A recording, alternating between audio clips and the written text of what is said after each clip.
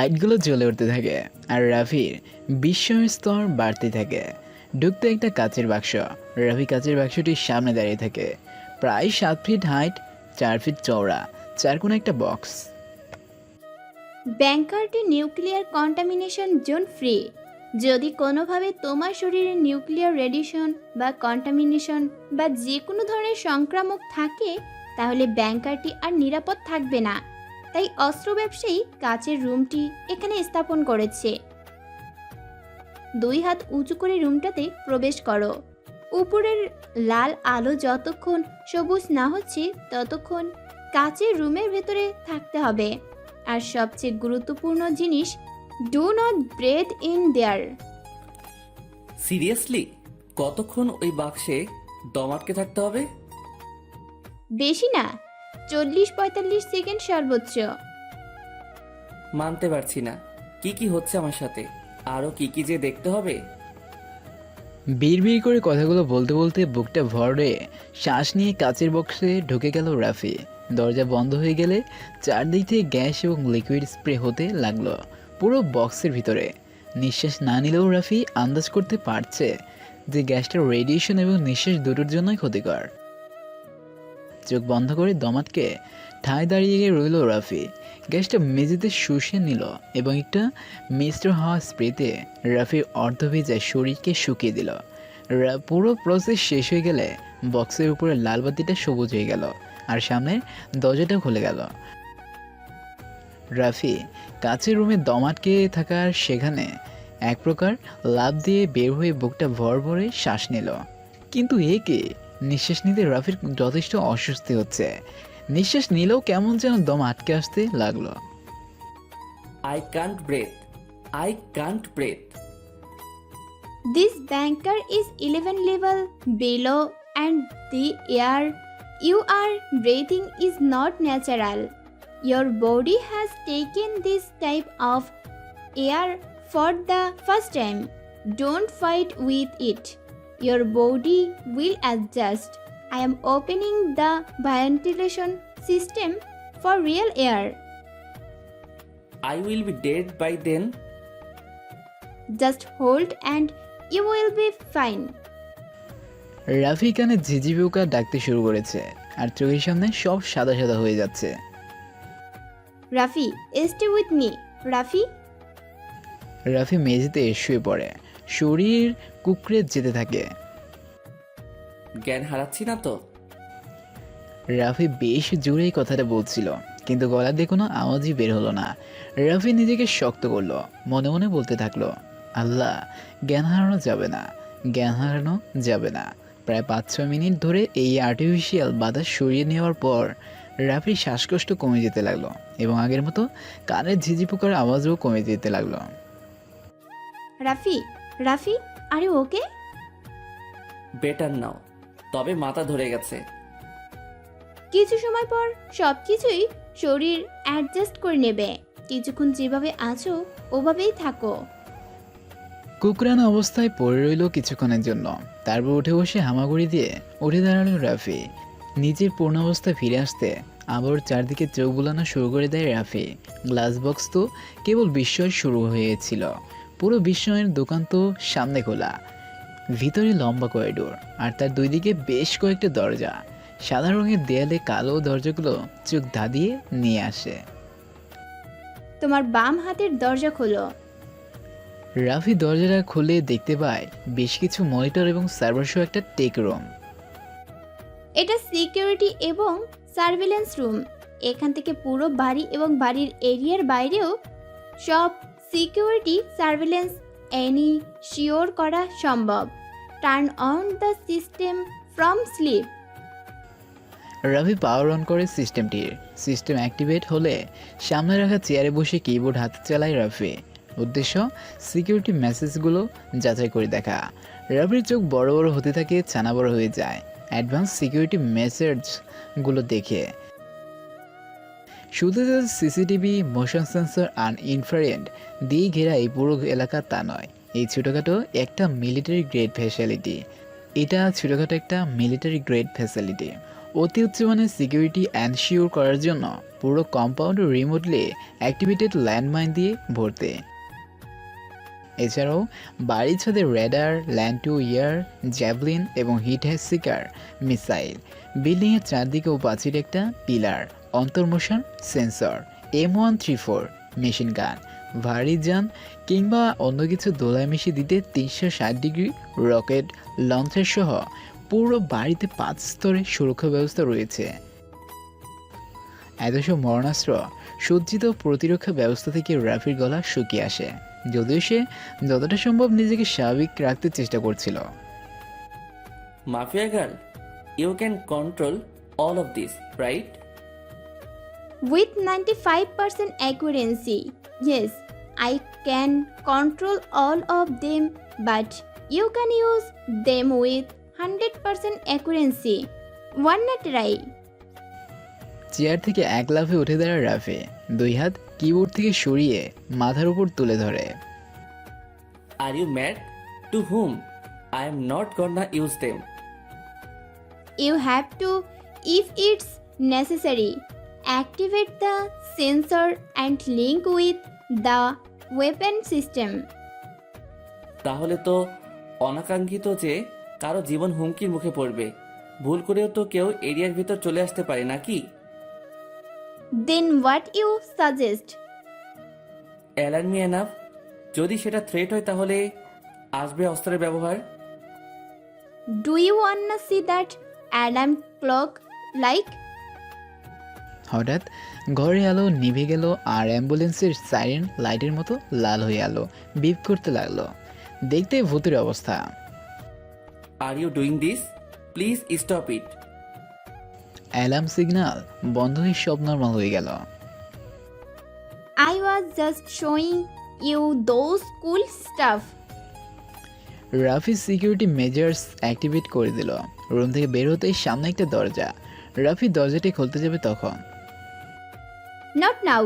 We shall open this door another time. রাফির কৌতূহল বেড়ে যায়। আবার অ্যান্টি নিউক্লিয়ার বাংকার বলে কথা। আগে বাড়িয়ে কিছু করতে না যাওয়াটাই বুদ্ধিমানের কাজ। করিডোর বেয়ে সামনে এগোয় রাফি। সামনে একটি দরজা খুলে রাফি। বেশ বড়সড় একটা স্লিডি রুম। মোটামুটি 8-10টা হাই ক্লাস বেডরুমের মতনই, শুধু বড়সড় জানালা নেই। রুমটা থেকে বেরিয়ে পাশের রুমে যায়। Dining room plus food storage, অসংখ্য সেলফ আর তাতে ছোট মাঝারি টিনের কৌটা রাখা, যা ক্যান ফুড বলে পরিচিত। 4 জন মানুষের জন্য 7 বছরের খাবার মজুদ রয়েছে এখানে। রাফি রুম থেকে বের হয়ে অন্য একটা রুমে যায়। অস্ত্রের ব্যবসায়ী হিসাবে যথার্থ মর্যাদা সে রেখেছে। রুমের পুরোটা জুড়ে অস্ত্র সাজিয়ে রাখা, যার মধ্যে কিছু প্রোটোটাইপ অস্ত্রও আছে। এছাড়াও স্ট্যান্ডার্ড মানের ড্রয়িং প্লাস বার রুম এবং একটা সার্ভার রুম আছে এই বাংকারে। তুমি এত জায়গা থাকতে আমাকে এখানে নিয়ে এলে কেন? তোমার নিরাপত্তা নিশ্চিত করতে। আর 10টা মানুষের মতো সিকিউরিটি এটা না। আমার এমন সিকিউরিটির প্রয়োজন ছিল না। ছিল। মানে? ড্রয়িং রুমে গিয়ে টিভিটা অন করো। রাফির মনে সন্দেহ জাগে, এমন কি হলো যার জন্য মাফিয়া গার্ল এমন কথা বলছে। রাফি ড্রয়িং রুমে গিয়ে টিভি অন করলো। হয়তো এটাই দেখার বাকি ছিল। ব্রেকিং নিউজ চলছে সব চ্যানেলে। বাসা দুর্বোধ্য হলেও ভিডিওতে দেখানো বাড়িটা পরিচিত রাফির। মাফিয়া গার্ল অনুবাদ করে দেয়, রাফি, তুমি যে 4 তারা হোটেলে অবস্থান করছিলে সেখানে অগ্নিকাণ্ডের ঘটনায় 22 জন প্রাণ হারিয়েছে। 6 তলায় আগুন লাগে আর সে আগুন উপরের বাদবাকি ফ্লোরে ছড়িয়ে পড়ে। অজ্ঞাত কারণে 7ম তলার ফায়ার এক্সিট, লিফট এবং সিঁড়িতে বাধা থাকায় 7ম তলা থেকে উপরের সব তলার অবস্থানরত অতিথিদের কেউই নিচে আসতে পারেনি। ফলে সবাই জ্যান্ত পুড়ে মারা যায়। প্রাথমিকভাবে পুলিশের ধারণা এটি শর্ট সার্কিটে আগুন, কিন্তু আমার মনে হয় তুমি এই ধারণার সাথে একমত। রাফি কখনো ভাবতে পারেনি যে তার জন্য এতগুলো মানুষকে জান হারাতে হবে। আমাকে মারতে ওরা একটা হোটেলে আগুন লাগিয়ে দিয়ে এতগুলো মানুষের জীবন নিয়ে নেবে? I told you either. Real life is much more dangerous than cyber world. They are hurting you. They won't stop. They never stop. এখানে তো সারা জীবন আটকা থাকতে পারবো না, তাই না? সারা জীবনের চিন্তা পরে, আগে এই মুহূর্তের চিন্তা করো। পুলিশ ইনভেস্টিগেশন শুরু করেছে এবং আমার মনে হয় না যে সেটা তোমার জন্য ভালো কিছু বয়ে আনবে। মানে? 6 ফ্লোরে একজন হোটেল বয়কে অজ্ঞান অবস্থায় পাওয়া গেছে এবং পুলিশ ধারণা করছে সে হয়তো কিছু জানতে পারে। রাফি, রুম থেকে বের হওয়ার পর থেকে কি কি হয়েছে সব কিছু ইন ডিটেলস বলো আমায়। রাফি প্রথম দিকে সবকিছু বলতে শুরু করলো মাফিয়া গার্লকে। নীরবে পুরো ঘটনা শুনে মাফিয়া গার্ল বলতে শুরু করলো। তার মানে হোটেলের সিসিটিভি ক্যামেরা তোমাকে ধরে ফেলেছে। এমনও হতে পারে যে তুমি যখন হোটেল বয়কে আক্রমণ করেছো তখন সেই ঘটনাও সিসিটিভি ফুটেজে চলে আসতে পারে। এছাড়াও তুমি ফ্লোর ম্যানেজারের সামনে দিয়ে হোটেল থেকে বেরিয়ে এসেছো। পুলিশ তোমাকে প্রাইম সাসপেক্ট হিসেবে আইডেন্টিফাই করতে পারে। আর যদি তাই হয় তাহলে শুধু লোকাল গ্যাং নয়, দেশের পুলিশও তোমার পিছনে পড়ব। Oh shit. This whole things is your idea. You're first the mercenary, second the local gang, and now the police. I will be dead because of you. You are alive because of me. You should be thankful. বলেই ফোনটা রেখে দেয় mafia girl. Rafi রাগে ফুঁসতে থাকে। তবে একটা জিনিস ঠিক আছে, মাফিয়া গার্ল ওয়ার্নিং দিয়েছিল বলেই পুরো মরতে হয়নি রাফিকে। মাফিয়া গার্লের জন্যই আজ রাফি বেঁচে আছে। না, এতটা করুভাবে কথা বলা ঠিক হয়নি। নিজের কাছেই নিজেকে অপরাধী মনে হলো। না, এভাবে বসে থাকা চলবে না, কোনো একটা রাস্তা তো বের করতে হবে। অন্যদিকে রাতও অনেক হয়েছে। *666# ডায়াল করে রাফি। একটা মেসেজ আসে রাফির ফোনে। Go to sleep, you are safe in there, we shall talk in the morning, good night. মেসেজটা পড়ে রাফির কিছুটা হতাশ লাগলো। এই অবস্থায় মানুষ ঘুমায় কিভাবে? তখনই আরও একটা মেসেজ আসে মাফিয়া গার্ল থেকে। If you have sleeping problem, go to the server room, run the file name you will find same name, photos and other details. Study them. You have to face them if you want to leave this country alive. You can have more information if you want. This server is 3x more powerful than your NS server. Good luck and good night. Rafi এবার কিছুটা জোশ পেল। অবশেষে তার পিছনে নেওয়া শত্রুগুলোর details জানতে পারবে সে। রয়িং থেকে এক প্রকার দৌড়ে সার্ভার রুমে চলে গেল রাফি। সেখান থেকে 000 ফাইলটা খুঁজে বের করে রান করলো সে। বাহ, সিস্টেম যথেষ্ট স্মুথ। ফাইলটির বেশ কয়েকজন মানুষের ডিটেলস দেওয়া হয়েছে। রাফি এদের কাউকে না চিনলেও এরা পুরো পৃথিবীর সবচেয়ে বড় গোয়েন্দা সংস্থার মোস্ট ওয়ান্টেড লিস্টে আছে। আর যাদেরকে লোকাল গ্যাং বলে এতক্ষণ অনীহা করছিল রাফি, তারা মোটেই অতটা ফেল্লা নয়। এই দেশের সবচেয়ে বড় গ্যাং ব্যাঙ্গার্স এরা। এদের শিকড় যথেষ্ট গভীর। এদেশের রাজনীতি কন্ট্রোল করে এই গ্যাং। রাফির বুঝে হয়ে যায় যে যাদের লিস্ট মাফিয়া গার্ল দিয়েছে, এরা যদি সত্যি রাফিকে মারার জন্য পিছনে লেগে থাকে তাহলে এই ব্যাংকাররাও রাফির জন্য নিরাপদ না। ফাইলটি যে শুধু এদের লিস্টে দেওয়া আছে তাই নয়, পুরো ফাইলটিতে একটা প্যাটার্ন রয়েছে যা দ্বারা বোঝা যাচ্ছে কার সাথে কে কানেক্টেড আর এদেরকে চালাচ্ছে বা কে। বেশ ঝুঁকি ঝামেলার পর রাফির শরীর আর চলতে চায় না। সেইভাবে ঘুম না আসলেও ক্লান্তি আর অবসাদ রাফিকে ঘিরে ধরে। অপরাধীদের দেখতে দেখতে ঘুমটা ঢলে পড়ে রাফি। ঘুম ভাঙে পরের দিন দুপুরের দিকে। মাফিয়া গার্ল একের পর এক ফোন দিয়ে রাফিকে না পেয়ে ব্যাংকারের ইন্টারফর্ম দিয়ে রাফিকে ডাকতে থাকে। ছোট রুমগুলোতে ইন্টারকমের সাউন্ডে গম গম করছে। Wake up Rafi, wake up, it's an emergency, wake up. Rafi আড়মোড়া দিয়ে উঠেই কান চেপে ধরে। ফোনেও এক নাগারে রিং হচ্ছে। রাফি কোনো মতে ফোনটা রিসিভ করে কানে তোলে। হ্যাঁ, জেগে গেছি, আর চেঁচিও না। I have a bad news for you. Turn on the TV. Mafia গার্লের এমন কথা শুনে রাফির আবারও বুকটা ধরবধরিয়ে ওঠে। আবার কি খারাপ সংবাদ! জলদি ছুটে গেল ড্রয়িং রুমে। মোবাইলটা কানে চেপে ধরে রেখে টিভিটা অন করে রাফি। টিভিতে ব্রেকিং নিউজ, কয়েকটা সিসিটিভি ফুটেজে দেখাচ্ছে যার মধ্যে কয়েকজনকে হোটেলে লিফট এবং সিঁড়ি ব্লক করে দিতে দেখা যায় এবং অন্য একটি ফুটেজে একটি যুবককে একজন হোটেল বয়ের উপর ঝাঁপিয়ে পড়তে দেখা যাচ্ছে। সিসিটিভি ফুটেজ থেকে প্রায় 10 জনের চেহারা পাওয়া গেছে, যাদের সবার ক্রিমিনাল রেকর্ড থাকায় শনাক্ত করা গেছে, কিন্তু হোটেল বয়কে আক্রমণ করা ব্যক্তিকে এখনও কেউ শনাক্ত করতেই পারেনি। আর টেলিকাস্ট করা ভিডিওটাও যথেষ্ট অস্পষ্ট। যা ভেবেছিলাম ঠিক তাই, পুলিশ তোমাকে সাসপেক্ট লিস্টে অ্যাড করে নিয়েছে। পুলিশ ভাবছে হয় তোমার কারণে আগুন লেগেছে অথবা তুমিই আগুন লাগিয়েছো। সমস্ত নিউজ চ্যানেলে অন্যান্য ফুটেজের সাথে সাথে তোমার ভিডিও ফুটেজও প্রচার করতে বলা হয়েছে। আমি যতদূর সম্ভব ভিডিও ব্লার করে দিয়েছি, তাই ভিডিও টেলিকাস্ট হলেও কেউ তা থেকে তোমাকে চিনবে না। কিন্তু পুলিশ অরিজিনাল ভিডিও ফুটেজ থেকে তোমার ছবি বের করতে সক্ষম হয়েছে। সমস্ত পুলিশ স্টেশনে তোমার ছবি ফ্যাক্স অথবা ইমেইলের মাধ্যমে সার্কুলেট করা হয়েছে। আমি যতদূর পেরেছি পুলিশের ফরওয়ার্ড করা ছবিটা রিপ্লেস করে দিয়েছি। গ্যাং পেছনে পড়েছিল, এখন আবার পুলিশ। তবে এবার হয়তো গ্যাং একটু পিছে হটবে, তাদেরকেও তো খুঁজবে পুলিশ, নাকি? গ্যাং পিছু হাঁটবে না, এরা পুলিশের নাকের ডগাতেই থাকে।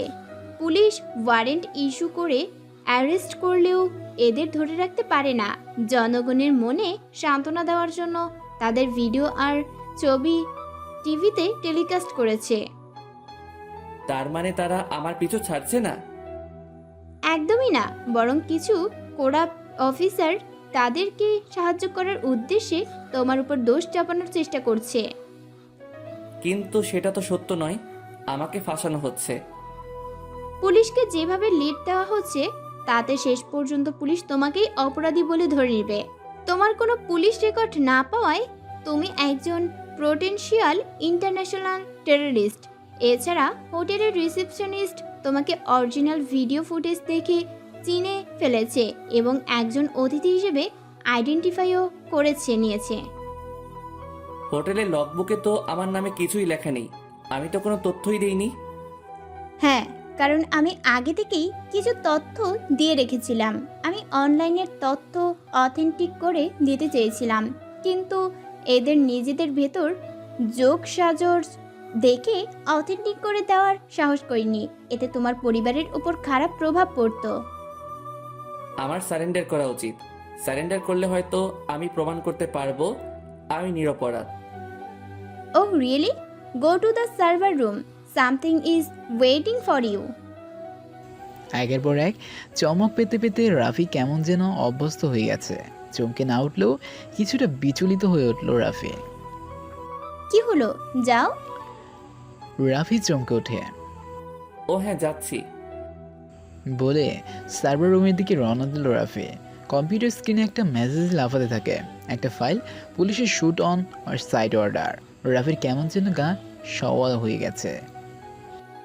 দেখলেই গুলি করবে? যা, শেষ পর্যন্ত জীবনটা এভাবে শেষ হবে? এত তাড়াতাড়ি হাল ছাড়লে হবে মিস্টার?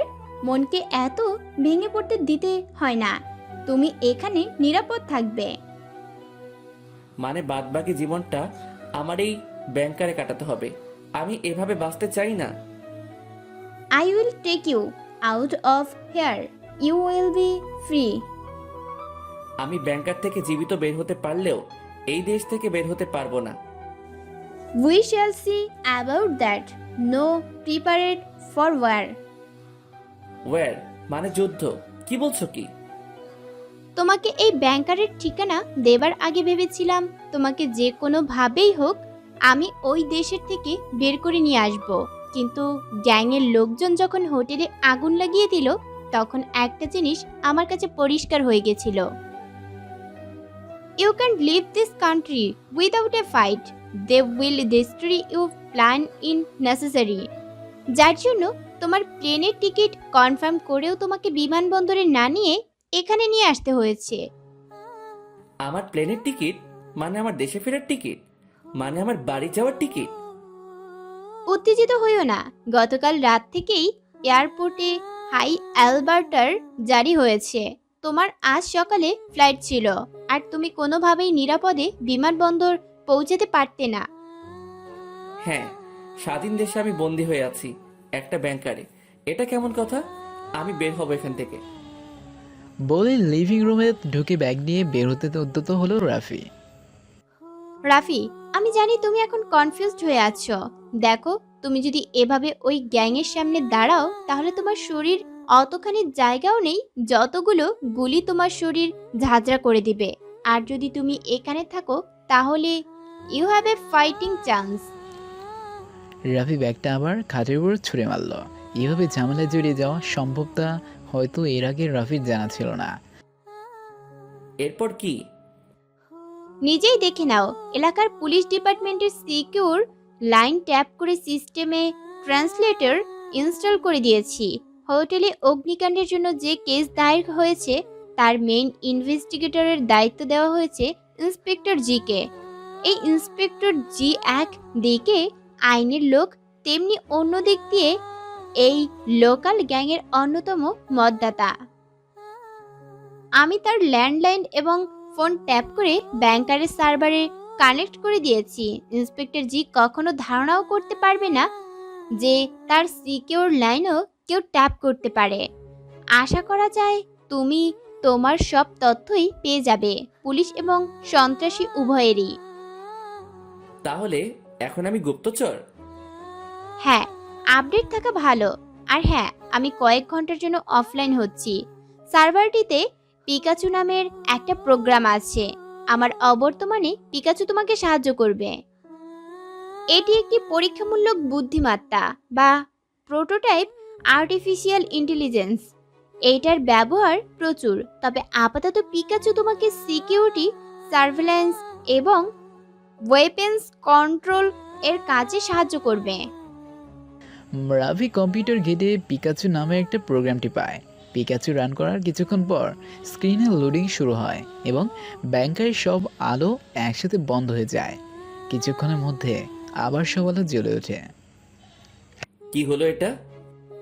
পিকাচু জেগে উঠেছে এবং সিস্টেমের কন্ট্রোল নিয়ে নিচ্ছে। Okay, I have to go, have fun. Mafia girl ফোনটা কেটে দিল।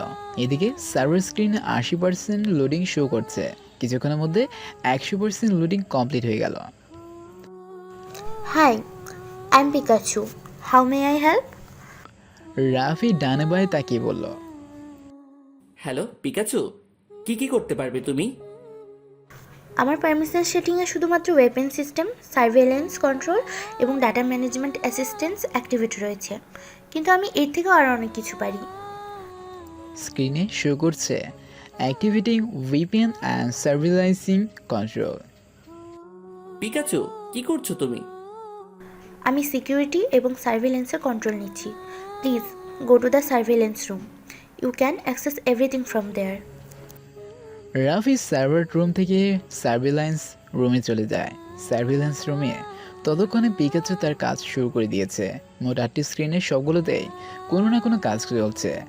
একটিতে ইন্সপেক্টর জি এর ফোনের অ্যাক্টিভিটিস দেখা যাচ্ছে, অন্য একটিতে রাডার অ্যাক্টিভিটিস দেখা যাচ্ছে, অন্য একটিতে ল্যান্ডমাইনের লোকেশন ও স্ট্যাটাস দেখা যাচ্ছে।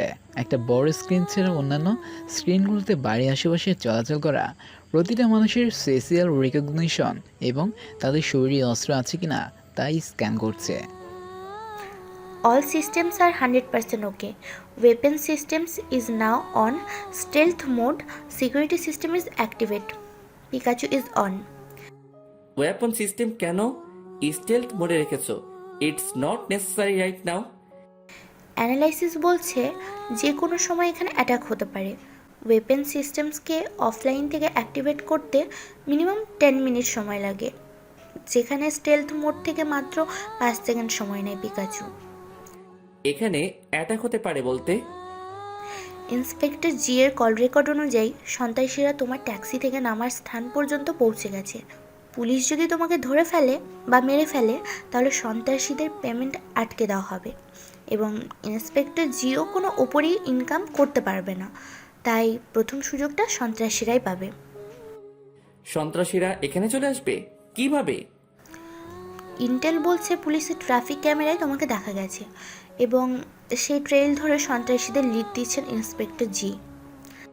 পিকাচু, তুমি কি পুলিশের সার্ভেলেন্স হ্যাক করতে পারবে?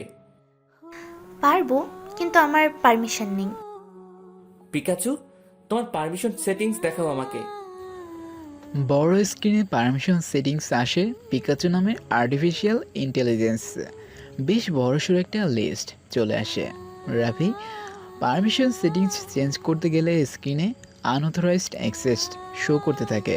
সাথে সাথে মাফিয়া গার্লের ফোনটা চলে আসে। রাফি, কি করছো? পিকাচুর পারমিশন সেটিংস চেঞ্জ করার চেষ্টা করছি। পিকাচুকে ফুল অথরাইজেশন দিলে পিকাচু নিজেই পুলিশ ডেকে এনে তোমাকে ধরিয়ে দেবে। পিকাচু শুধুমাত্র তার মালিকের প্রপার্টি সিকিউর করেছে এবং তোমাকে স্পেশাল গেস্ট হিসেবে প্রোটেকশন দিচ্ছে। ফুল অথরাইজেশন পেলে তুমি এবং তার 10 জন ইন্ট্রুডার মধ্যে কোনো পার্থক্য পাবে না Pikachu. Remember, Pikachu is loyal to this master, not yours. পিকাচুকে তো ডাটা অ্যানালাইসিস অ্যাক্সেস দেওয়া রয়েছে, তাই না? হ্যাঁ, যেন সেই ইন্সপেক্টর জি এর অ্যাক্টিভিটিস অ্যানালাইসিস করতে পারে। তাহলে বাকি কাজটা আমি শেষ করে ফেলি। বলেই ফোনটা কেটে দেয় রাফি নিজেই। বসে গেল ট্রাফিক সার্ভেলেন্সের এক্সেস নিতে। অনেক ঘাটাঘাটি করে ট্রাফিক সার্ভেলেন্সের ব্যাকডোর খুঁজে বের করে অথরাইজড এক্সেস নিয়ে নিল রাফি। রাফি এখন এই ট্রাফিক জোনের সকল সার্ভেলেন্স ক্যামেরা ও ডেটা স্ট্রিম অ্যাক্সেস করতে পারবে। Pikachu, at your service. Traffic সার্ভেলেন্সের অ্যাক্সেস টেক ওভার করো। অ্যানালাইসিস করে জানাও কোথায় কোথায় আমাকে দেখা গেছে বা কোন কোন ভিডিও ফুটেজে আমার ট্রেস আছে। Pika pika. মানে? Consider it done, accessing all traffic data. Rafi দেখতে থাকে কতটা ইফিশিয়েন্টলি পিকাচু গত 48 ঘন্টা ট্রাফিক সার্ভেলেন্স অ্যানালাইসিস করেছে। প্রতিটা ভিডিও 126x স্পিডে টেনে টেনে রাফির ফেসিয়াল ম্যাচিং এবং রাফির ট্রান্সপোর্ট ক্যাভিটির সব কিছু বের করেছে। 10 মিনিটের মাথায় পিকাচু এর অ্যানালাইসিস রিপোর্ট শো করে। বিমান থেকে ল্যান্ড করার পর থেকে এই বাড়ির সামনে আসার আগে পর্যন্ত প্রায় 384টি ট্রাফিক ক্যামেরাতে তোমাকে এবং তোমার ব্যবহৃত ইয়োলো ক্যাবটি ধরা পড়েছে। এমনকি এই বাড়ির সামনে ট্রাফিক ক্যামেরাতেও তোমার 98% ফেশিয়াল ম্যাচিং ধরা পড়েছে। Can you delete those footage? I can, but it's too late. Police department 2 ঘন্টা আগে তোমার লাস্ট সার্ভেইলেন্স ভিডিও ডাউনলোড এবং কপি করে নিয়েছে। নাও দে নো হোয়ার ইউ আর। 2 ঘন্টা আগে আমার ট্রেস পেয়েছে, অথচ এখনো কোনো অ্যাক্টিভিটিস কেন নেই? তারা রাত হওয়ার অপেক্ষায় আছে। ইন্সপেক্টর জি সন্ত্রাসীদের আজ রাত সময় দিয়েছে এবং সন্ত্রাসীরা আজ রাতের ভেতর তোমাকে শেষ করে দেবে বলে জানিয়েছে। তাহলে ট্রাফিক সার্ভেলেন্স অ্যাক্সেস করো। সার্ভারে 000 নামে একটা ফাইল রয়েছে। সেখানে থাকা সব ছবিগুলো স্ক্যান করে ট্রাফিক সার্ভেলেন্সে তাদের লাস্ট পজিশন লোকেট করো। Pika pika. রাফি এবার বুঝলো পিকাচু কি বুঝিয়েছে। Accessing file name 000. Analyzing facial algorithm, searching 1 to 3% in traffic area. Rafi স্ক্রিনে 000 ফাইলের সবার ছবি দেখতে পায়। পিকাচু সবাইকে সার্চিং অ্যালগোরিদমে ফেলে ট্রাফিক সার্ভেলেন্সের লাইভ ফিডে সার্চ করতে থাকে। সার্ভেইলেন্স ক্যামেরার ডাটা স্ট্রিম বলছে 123 জনের ভেতর 63 জন এখন এই এলাকার বাইরে রয়েছে, যার ভেতর এয়ারপোর্টে 20 জন, বাস স্ট্যান্ডে 10 জন এবং শহরের অন্যান্য মেজর পয়েন্টে 33 জন রয়েছে এবং 60 জন এখন এই এলাকায় রয়েছে। এই এলাকার কোথায় রয়েছে? Showing last surveillance footage. Pikachu বড় স্ক্রিনে ট্রাফিক সার্ভেলেন্সে শো করে 3টা মাইক্রোবাসে বেশ করে কিছু মানুষ নেমে একটা ঘরের ভিতরে ঢুকে গেল। চেহারাগুলো মার্ক করে আইডেন্টিফাই করে দেখাচ্ছে সব ছবিগুলো এবং কত পার্সেন্ট ম্যাচ করে তাও দেখাচ্ছে। ওরা ওই ঘরের ভেতর কি করছে? আমার একটি ইনফ্রারেড ক্যামেরা দিয়ে ওদের বাড়ি স্ক্যান করে দেখা সম্ভব। Activating infrared camera number 201। Pikachu infrared camera দিয়ে বিল্ডিং স্ক্যান করা শুরু করে। বড় স্ক্রিনে দেখা যায় বাড়িটা দোতলায় সবাই কিছু অস্ত্রশস্ত্র নিয়ে তৈরি হচ্ছে এবং 2 জন দূরবীন নিয়ে এই বাড়ির উপর নজর রাখছে। Can you take them out? সবাইকে সম্ভব নয়, রকেট লঞ্চার দিয়ে হয়তো সম্ভব, তবে সাকসেস রেট 60%। বরং তারা যদি আমার রেঞ্জের ভেতর চলে আসে তাহলে 100% অ্যাকিউরেন্সি নিয়ে সবাইকে শেষ করা সম্ভব। বলে বড় স্ক্রিনে নিজে 100% অ্যাকিউরেসি রেঞ্জ শো করলো পিকাচু।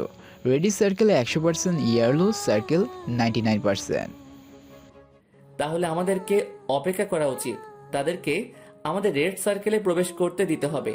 তাহলে তো তোমার পক্ষে তাদের শেষ করা সম্ভব, তাই না? অ্যাফার্মেটিভ।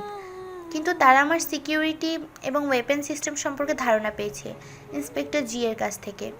ইন্সপেক্টর জি এর ফোন রেকর্ড এবং মেল কুকিজ থেকে এটা কনফার্ম যে তিনি এই বাসার ব্লুপ্রিন্ট সন্ত্রাসীদের হাতে তুলে দিয়েছেন। তোমার জন্য একটা পজিটিভ নিউজ হলো, ব্লুপ্রিন্ট অথবা অন্য কোথাও এই অ্যান্টি নিউক্লিয়ার ব্যাংকারের এবং বাউন্ডারিতে মোট 54টি M134 মিনিগান এর কথা উল্লেখ নেই। তাই এগুলো সন্ত্রাসীদের কাছে একটা সারপ্রাইজ হিসেবে কাজ করবে। Dark is coming, are we ready? Pika pika, কারা এরা? Running the surveillance destination. Rafi দেখতে পায় পিকাচু গাড়িগুলো উৎসাহ বের করার চেষ্টা করছে। কোথা থেকে এই গাড়িগুলো আসলো তাই পিকাচুর সার্ভিল্যান্স মেইন স্ক্রিনে শো করলো একটা মিলিটারি বেস থেকে 3টি আর্ম ট্রাক বের হয়েছে। কিছুক্ষণের ভিতর সার্ভিল্যান্স মুছে যেতে লাগলো। পিকাচু, কি হচ্ছে এগুলো? কেউ একজন সার্ভেইলেন্স ফুটেজ মুছে দিচ্ছে, তবে শুধুমাত্র ততটুকুই যতটুকুতে আর্ম ট্যাঙ্কগুলো ক্যামেরায় দেখা গিয়েছে। মানে কেউ হয়তো চায় না এই ট্রাকগুলোর মুভমেন্টের কোনো রেকর্ড থাকুক। Affirmative should I element them, they are in my javelin missile range. এমন সময় মাফিয়া গার্লের ফোন আসে। Do not attack on those trucks. I am sending them. Pikachu ততক্ষণে ট্র্যাকগুলোতে টার্গেট লক করে রাফির অনুমতি অপেক্ষা করছে। Pikachu, wait, those are ours, do not shoot. স্ক্রিনে দেখা যায় পিকাচু ট্র্যাকগুলোকে গ্রিন মার্ক করে মিসাইল লক ডিসেনগেজ করে। গাড়িগুলো তোমাদের বিল্ডিং কম্পাউন্ডে ঢুকবে। কিন্তু কি আছে ওই ট্রাকে? কিছুই না। কিছুই নেই মানে? মানে ট্রাকগুলো ফাঁকা, কিছুই নেই, এমনকি কোনো ড্রাইভারও নেই। Drone truck? হ্যাঁ, কিন্তু কি কাজ এই ড্রোনগুলোর?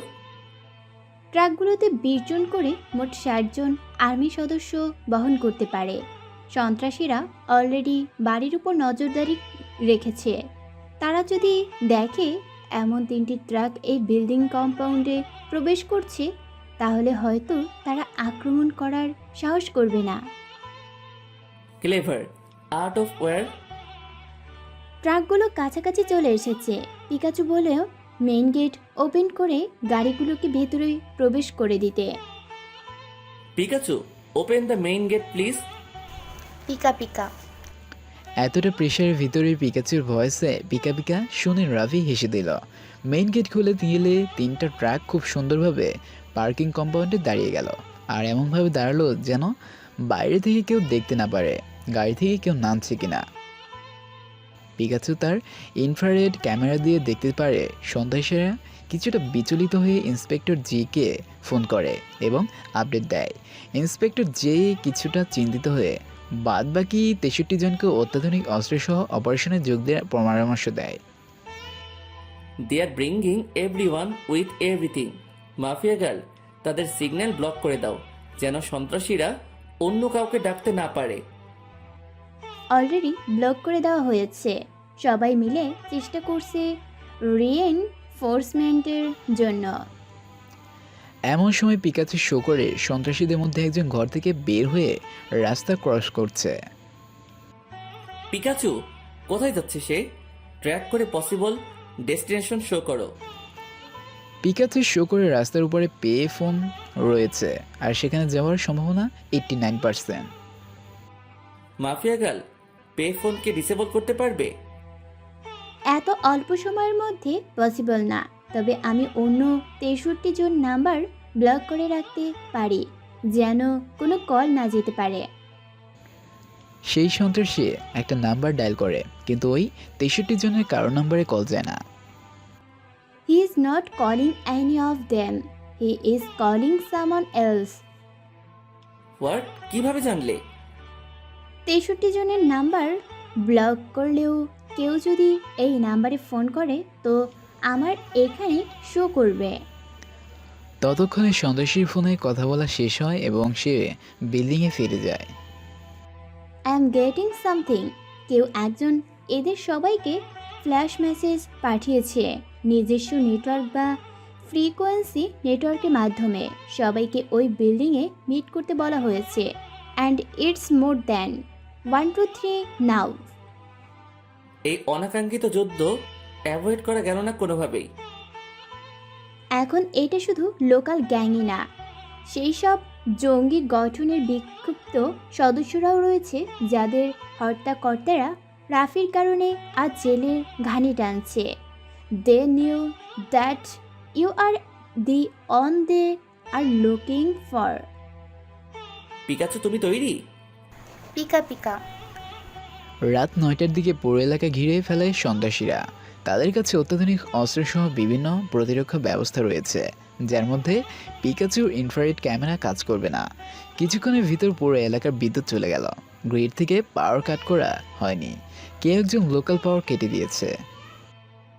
Pikachu, Pikachu. Activating alternative power source. আমার নিজস্ব পাওয়ার সোর্স রয়েছে, সো ডোন্ট ওয়ারি। পিকাচু অনেক এফিসিয়েন্ট আর্টিফিশিয়াল ইন্টেলিজেন্স। সে তার পসিবল অপশনগুলো সবসময় স্ট্যান্ড বাই রাখে। কিছুক্ষণের ভিতর এই পিকাচু তার সেন্সরে বড়সড় মুভমেন্ট আইডেন্টিফাই করলো। They are moving, marking the red zone, prepare to fire. Okay, dark world, you want me? Then come and get me. Tips: public বা ওপেন ওয়াইফাই ব্যবহার করে থেকে সাবধান। পাবলিক ওয়াইফাই বা হটস্পটে কানেক্ট হওয়ার আগে দুইবার ভাবুন। ওপেন ওয়াইফাইতে কানেকশন দেওয়ার সাথে সাথে কিছু পারমিশন দেওয়া হয়ে যায়, যার মাধ্যমে যদি ওয়াইফাইয়ের মালিক অথবা কোনো চতুর ব্যক্তি চায়, সে আপনার সকল কুকিজ, যেমন ব্রাউজিং হিস্ট্রি, এমনকি সেভ করা ফেসবুকের পাসওয়ার্ড, সেভ করা বিকাশ লগ ইন সহ সেভ করা সকল ওয়েবসাইটের আইডি এবং পাসওয়ার্ড পেয়ে যেতে পারে। So be careful. সন্ত্রাসীরা রাতে দেখতে পাওয়া যায় এমন চশমা পরে অন্ধকারের ভিতর নিজেদের পজিশন নিয়েছে আক্রমণের জন্য। মাফিয়াল নেটওয়ার্কে জ্যাম করে দেওয়ার কারণে কেউ কারোর সাথে কমিউনিকেশন করতে পারছে না, তাই পূর্ব পরিকল্পনা অনুযায়ী সন্ত্রাসীরা সামনে এগোতে থাকলো। Most of them are in my red zone, I can kill them now, waiting for your command. Pikachu, stand by. Mafia girl, তোমাকে একটা কাজ করতে হবে। আমাকে? কি কাজ? আর্ম ট্রাকগুলো রেডি করো, সময় হয়েছে ওগুলোকে কাজে লাগাবার। ড্রোনগুলোকে যেখান থেকে আনা হয়েছিল সেখানে ফেরত পাঠানোর ব্যবস্থা করো। এখন এই অবস্থায়? হ্যাঁ, এখনই, এই অবস্থাতেই। রাফি, ঠিক কি করতে চাইছো তুমি? এখন এইসব করার সময় নয়। শত্রুরা ঘিরে নিয়েছে পুরো বাড়িটা। আর্ম ট্রাকের প্ল্যানটা হিতে বিপরীত হয়েছে। ধন্যবাদ তোমাকে যে এমন একটা আইডিয়া এসেছিল তোমার মাথায়। তখন হয়তো সফল হয়নি, তবে এবার হবে। পিকাচু, বাউন্ডারিতে মেইন গেট বাদে আর কয়টি প্রবেশদ্বার রয়েছে? পকেট গেট একটি, ব্যাকডোর দুইটি। পিকাচু, অ্যানালাইসিস করো সন্ত্রাসীরা কিভাবে ভেতরে প্রবেশ করার প্ল্যান করছে। Feeding satellite images analysis mission census activity. 81% chance রয়েছে সন্ত্রাসীদের কোনো ব্রেক এন্ট্রি করবে না।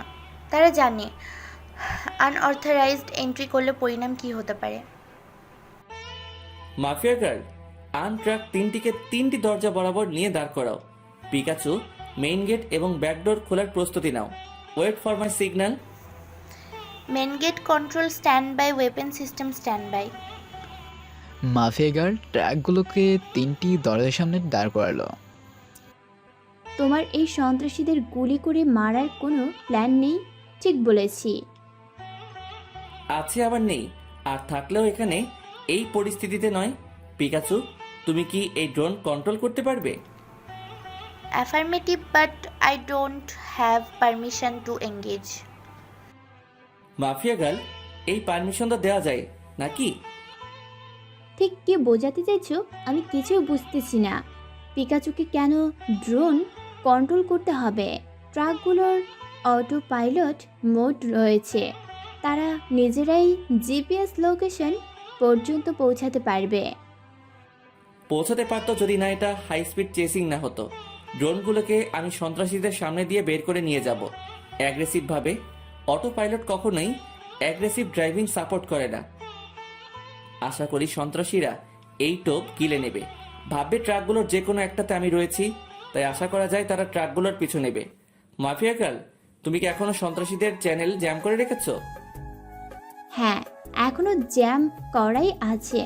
আমি পিকাচুকে ড্রোন কন্ট্রোলের পারমিশন দিয়ে দিয়েছি, এখন পিকাচু ড্রোন চালাতে পারবে।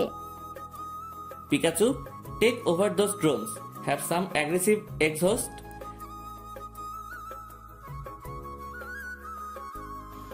পিকাচু ট্রাকগুলোর ইঞ্জিন অন করে সবগুলো গাড়ির হেডলাইটটা জ্বালিয়ে দিল এবং ইঞ্জিন দিয়ে ভয়ঙ্কর আওয়াজ করতে লাগলো। 2000 হর্স পাওয়ারের V16 ইঞ্জিনের সাথে সুপারচার্জার এক হয়ে এক ভয়ঙ্কর দানব এই টার্মগুলো। 16 চাকার এই দানবগুলোকে দেখলে যে কেউই ভয় পাবে, এক প্রকার ট্যাঙ্কি বলা যায়। আর এমন ট্র্যাকের কন্ট্রোল যদি পিকাচুর মতো স্কিল ড্রাইভারের হাতে পড়ে তাহলে তো কথাই নেই। গাড়ির ইঞ্জিনের আওয়াজ এবং হেডলাইটের আলো সন্ত্রাসীদের দৃষ্টি আকর্ষণ করতে সক্ষম হয়েছে। Ready to have some fun Pikachu? Pika pika. Okay Pikachu, gate খুলে গাড়িগুলো বের করো। 1 2 3 go. Aggressive pika pika. Pikachu main gate এবং ব্যাকডোরগুলো খুলে দিল এবং খুবই অ্যাগ্রেসিভ ও রিকলেসভাবে গাড়িগুলোকে চালিয়ে বের হয়ে গেল।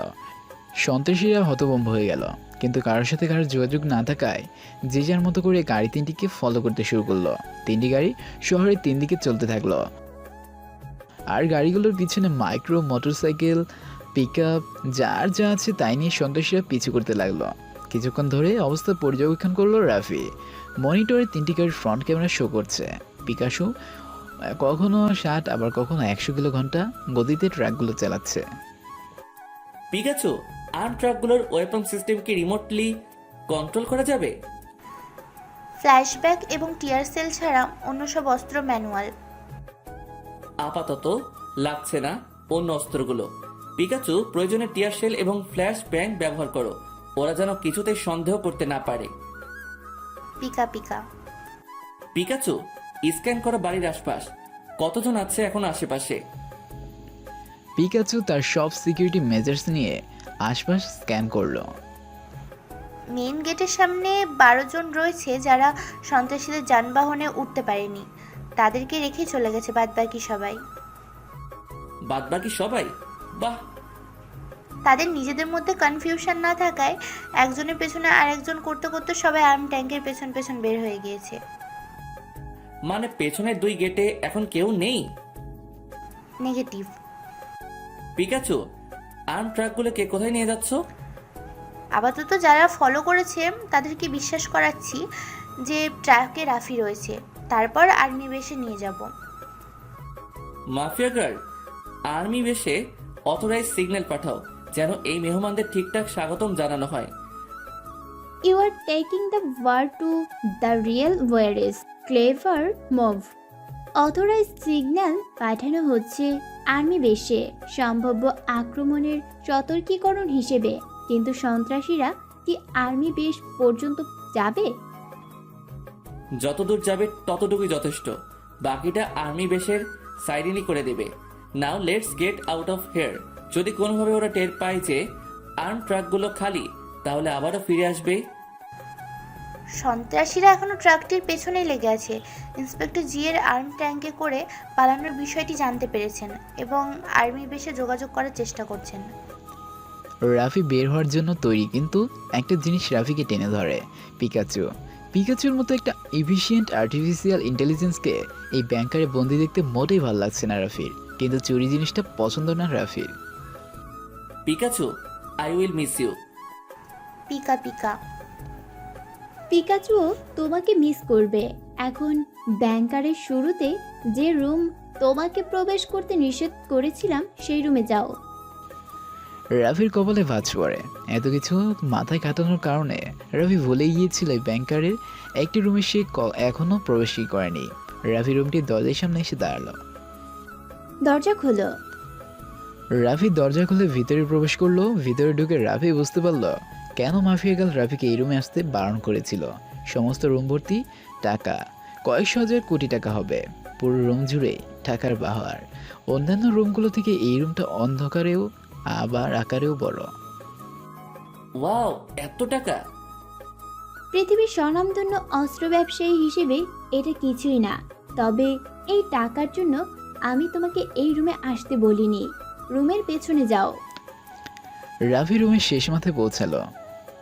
একটা লকার দেখতে পাচ্ছ? লকারটি ওপেন করো।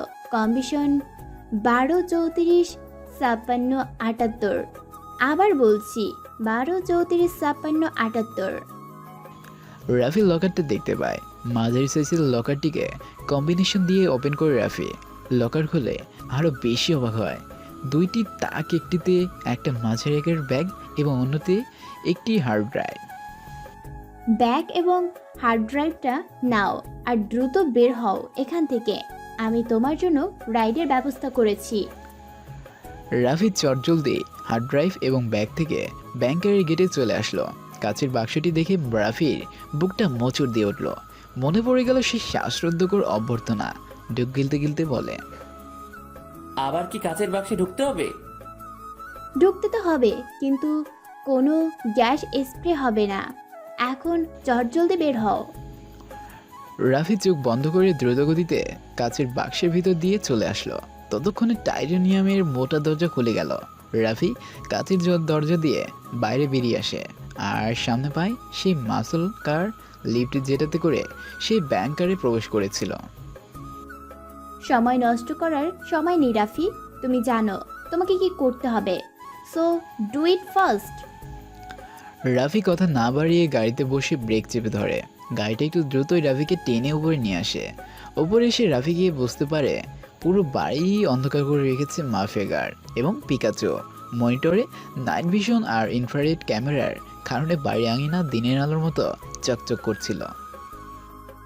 অন্ধকারের জন্য দুঃখিত, কিন্তু আলো জ্বালালে অবশিষ্ট সন্ত্রাসীরা বাড়ির ভেতর চলে আসতে পারে।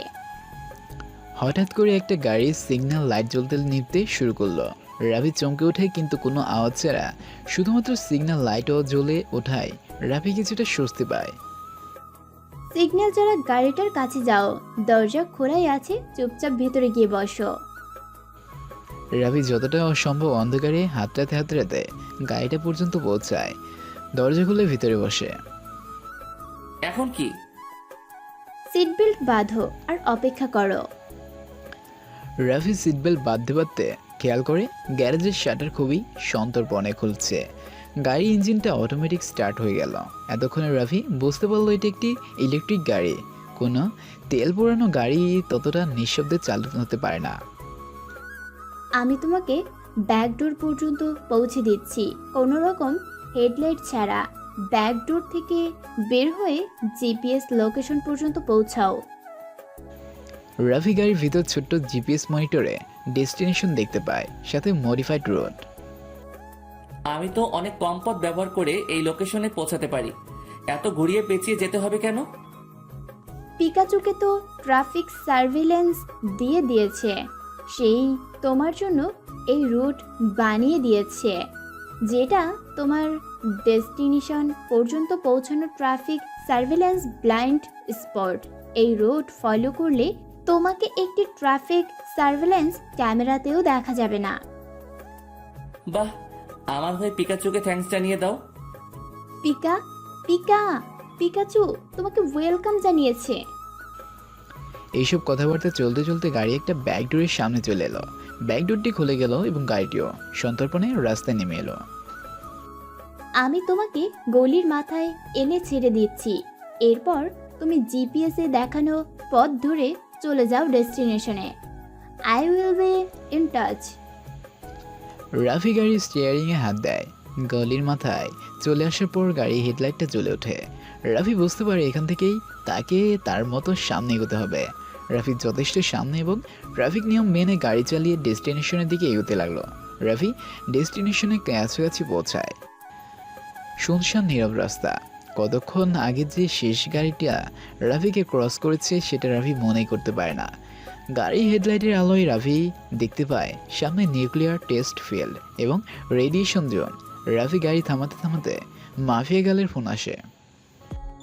সাইনবোর্ডগুলো দিয়ে জনসাধারণকে এই এলাকা থেকে দূরে রাখা হয়। এটা একটি সিক্রেট মিলিটারি ফ্যাসিলিটি। শুধুমাত্র লেভেল 5 ক্লিয়ারেন্স প্রাপ্ত অফিসারগণই এই ফ্যাসিলিটিতে প্রবেশ করতে পারে। লকার থেকে আনা ব্যাগটার উপরের পকেটে একটা কার্ড পাবে, ওটা বের করে হাতের কাছে রাখো। রাফি ব্যাগ থেকে কার্ডটা বের করে হাতে নেয়। কোনো ছবি নেই, শুধু লোকাল ভাষায় কী যেন লেখা। কিছুক্ষণের মধ্যে রাফি একটা চেকপোস্টে দেখতে পায়। গ্যাস মাস্ক এবং রেডিয়েশন প্রোটেক্টিভ ড্রেস পরিহিত কয়েকজন সৈন্য, প্রত্যেকেরই হাতে স্বয়ংক্রিয় অস্ত্র রয়েছে। ওরা গাড়ি থামানোর সিগন্যাল দিলে ওদের কার্ডটি শো করবে। গাড়ির ড্যাশবোর্ডের নিচে গ্যাস মাস্ক আছে।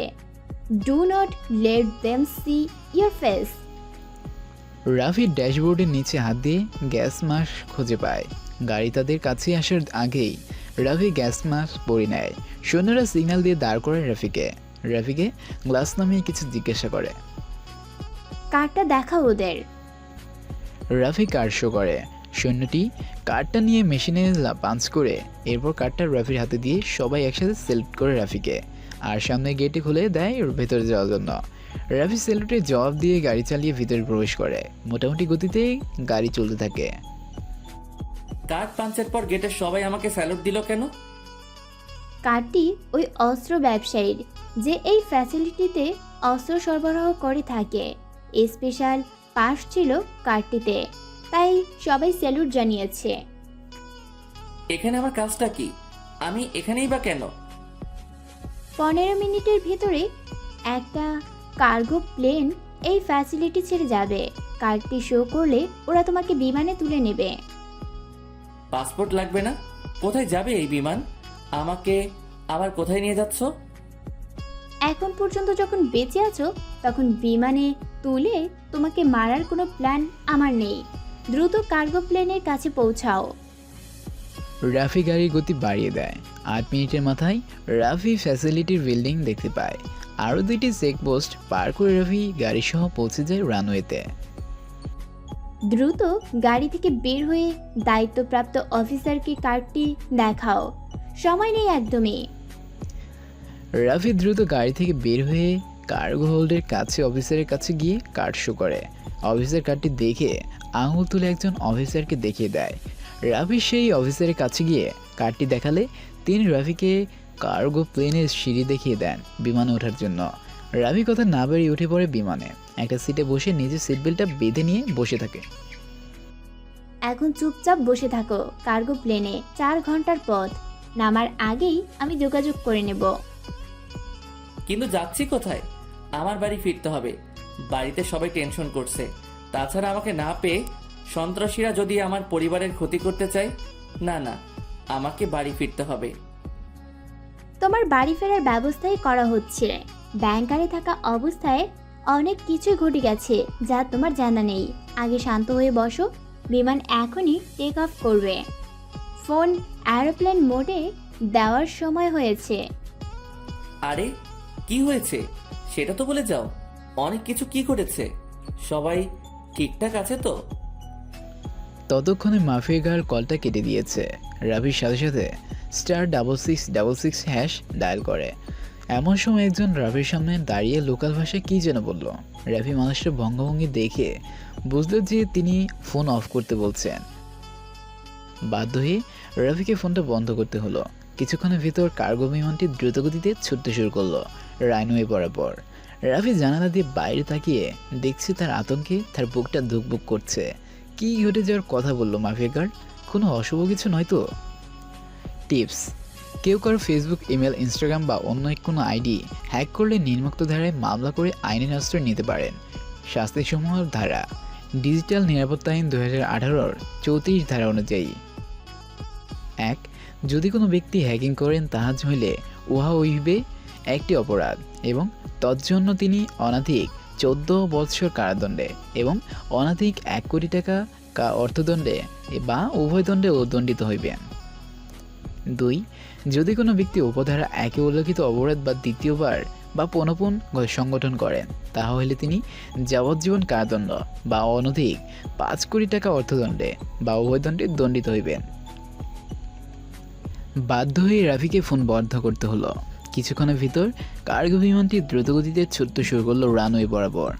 রাফি জানালা দিয়ে বাইরে তাকে দেখছে আর আতঙ্কে তার বুকটা দুকবুক করছে। কি ঘটে যাওয়ার কথা বললো মাফিয়া গার্ড? কোনো অশুভ কিছু নয়তো? বিমানটি উড়ে চলেছে মেঘ ভেদ করে। সবকিছু ভাবতে ভাবতে বেশ কিছুটা সময় পার করে ফেলে রাফি। কার্গো বিমানের জানালা দিয়ে ছোট ছোট প্রদীপের মতো আলো দেখে রাফির নিজের বাড়ির কথা মনে পড়ে। আবার বাসার কথা বলা দরকার। কার্গো প্লেনের এরোপ্লেন মোড টাইম শেষ হওয়ার সাথে সাথে ফোনটা অন করে রাফি বাবাকে ফোন দেয়, কিন্তু বলে সংযোগ দেওয়া সম্ভব হচ্ছে না। বাবা মাঝে মাঝে ফোনে চার্জ দিতে ভুলে যান ভেবে মায়ের নাম্বারে ফোন দেয় রাফি। সেটাতে সংযোগ দেওয়া সম্ভব হচ্ছে না। রাফির কপাল কুঁচকে যায়। তাহলে সত্যি সত্যি কি কোনো খারাপ কিছু হলো? তাড়াতাড়ি তুহার নাম্বার বের করে ডায়াল করতে যাবে, তখনই ফোন আসে আননোন সোর্স থেকে। মাফিয়া গার্ড, তোমার পরিবারের কারোর নাম্বারই আর সচল নেই। মানে কি? কি হয়েছে সব খুলে বলো। তাদের ফোন বন্ধ কেন? কোথায় তারা? কি হয়েছে তাদের? তারা সবাই ভালো আছে। তাদের নিরাপত্তার জন্যই তাদের ফোন বন্ধ করে রাখা হয়েছে। তাদেরকে নিরাপদ স্থানে সরিয়ে নেওয়া হয়েছে। কিন্তু কেন? তাদের উপর কেউ হামলা করেছিল কি? তাদের সাথে যোগাযোগ করব কিভাবে? তারা একটা বাড়িতে নিরাপদ আছেন। তাদেরকে নিয়ে ভেবো না। ভাববো না মানে? এটা আমার পরিবার। আমার পরিবার নিয়ে আমি ভাববো না তো কে ভাববে? কোথায় তারা? আমি যদি এখন তাদের ঠিকানাও তোমাকে দেই তবুও তুমি কিছুই করতে পারবে না। তাহলে শুধু শুধু কেন টেনশন বাড়াচ্ছ? তারা ভালো আছে, সুস্থ আছে। তোমার বউ অনেক বুদ্ধিমতী মেয়ে, সে সব কিছু সামলে নিয়েছে। আমার পরিবার কোথায়? তারা পুলিশ প্রোটেকশনে ছিল, তারপরও কেন তাদের অন্য কোথাও সরাতে হলো? খুলে বলো আমাকে সবকিছু। তোমাকে যে ট্রেনিং প্রোগ্রামের কথা বলা হয়েছিল সেটা মিথ্যা ছিল। যে অ্যান্টি সাইবার ক্রাইম ডিভিশনের আন্ডারে তোমার ট্রেনিংয়ের কথা বলা হয়েছিল সেই প্রতিষ্ঠানে এই মৌসুমের ট্রেনি লিস্টে তোমরা বা এনএসএ এর কারোই নাম নেই। তাহলে যে আমাকে চিঠি দেওয়া হলো, সরকারিভাবে আমাকে ট্রেনিংয়ে পাঠানো হয়েছে। কিন্তু অফিসিয়াল ডকুমেন্টেশনে তোমাকে ট্রেনিংয়ে পাঠানোর কথা থাকলেও অরিজিনালি এই সিজনে তুমি ইনলিস্টেড কোনো ট্রেনি নাও। এইটা ঠিক যে তোমার নাম রিকমেন্ড করা হয়েছিল এবং তোমাকে নির্বাচনও করা হয়েছে, কিন্তু সেটা পরবর্তী মৌসুমের জন্য, এই মৌসুমের জন্য নয়। সেটি আরও 1 মাস পরে। সরকারি কাগজপত্রে ভুল হয় কিভাবে? এত বড় ভুল? জেনে বুঝে এই ভুলটা করা হয়েছিল। কাগজপত্র ঠিকই আছে, তোমার ট্রেনিং কালীন ছুটির পারমিশনও আছে, কিন্তু সেটা 1 মাস পরের। তোমাকে ফাঁসিয়ে দিয়ে মেরে ফেলার ফন্দি আটা হয়েছিল এই মাসেই। কিন্তু কে? আমাকে অফিসিয়ালি ট্রেনিং অর্ডার দিয়েছিলেন ডাইরেক্টর স্যার। তিনি আমার বিমানের টিকিট দিয়েছেন। তিনি আমাকে জানিয়েছিলেন এই মাসে ট্রেনিং এর কথা। তাহলে কি? ঠিকই ধরেছ, তোমার ডাইরেক্টর স্যারই তোমার জন্য এই মৃত্যুফাত তৈরি করেছেন। এনএসএ এর ডিজিটাল লগবুকে তোমাকে অনুপস্থিত শো করছে, অর্থাৎ তুমি বিনা পারমিশনে ছুটি কাটাচ্ছ। আমাকে কম করে হলেও 10 ধরনের কাগজে সিগনেচার করে ট্রেনিংয়ে পাঠানো হয়েছে। তুমি বললেই আমি মেনে নেব না যে এত বড় যোগসাজশ ঘটেছে। তো জানতে পারি তুমি ঠিক কোথায় বসে সব কাগজে সিগনেচার করেছো? কোনো সাক্ষী আছে তোমার এইসব কথার? রাফির কপালে ভাঁজ পড়ে। সবগুলো কাগজপত্র ডিরেক্টর স্যারের সামনেই সই করেছিল রাফি। এমনকি অফিসের সব কলিগদের রাফি জানিয়েছিল ট্রেনিংয়ের কথা। কোনো প্রজ্ঞাপনও জারি হয়েছিল না। রাফি ছাড়া কেউই জানে না যে এসব ডিরেক্টর স্যারের কারসাজি। খুব বেশি চিন্তায় পড়ে গেলে তো? এই মানুষটার হাতেই তুমি তোমার পরিবারের দায়িত্ব দিয়ে এসেছিলে। আজ আমি তোমাকে এইসব জানাচ্ছি বলে তুমি জানতে পারছো। ভেবে দেখো, যদি আমি না জানতাম তাহলে কোথায় থাকতে তুমি? প্রমাণ দেখাও যে তুমি সত্য বলছো। প্রমাণ ছাড়া আমি তোমার একটা কথাও আর বিশ্বাস করব না। আর ডাইরেক্টর স্যার কেন আমাকে মারতে চাইবে? প্রমাণ চাও তো? আচ্ছা, বিমান থেকে নামো, সব ধরনের প্রমাণ দেওয়া হবে তোমাকে। আমি আমার পরিবারের সাথে কথা বলতে চাই। সেটা আপাতত সম্ভব নয়। তাদের কাছে এখন কোনো কমিউনিকেশন সিস্টেম নেই। যখন সম্ভব হবে তখন আমি কথা বলিয়ে দিব। আপাতত তোমার পরিবার আমার জিম্মায়। আমি থাকতে তাদের কোনো ক্ষতি হতে দেব না। আমাকে কোথায় নিয়ে যাচ্ছে এই কার্গো প্লেন? বাড়ির রাস্তা ফেলে কেনই বা যাচ্ছি অন্য কোথাও? তোমার ডাইরেক্টর স্যার খুব সুন্দরভাবে তোমাকে এই কারেন্সি চুরির কেসে ফাঁসিয়ে দিয়েছে। কিছু ভুয়া প্রমাণপত্র জোগাড় করে তোমাকে পালাতক ঘোষণা করেছে। তোমার অবর্তমানে তোমার ফ্যামিলিকে গ্রেপ্তার করে জিজ্ঞাসাবাদ করার পারমিশনও বের করে ফেলেছে তোমার ডাইরেক্টর স্যার।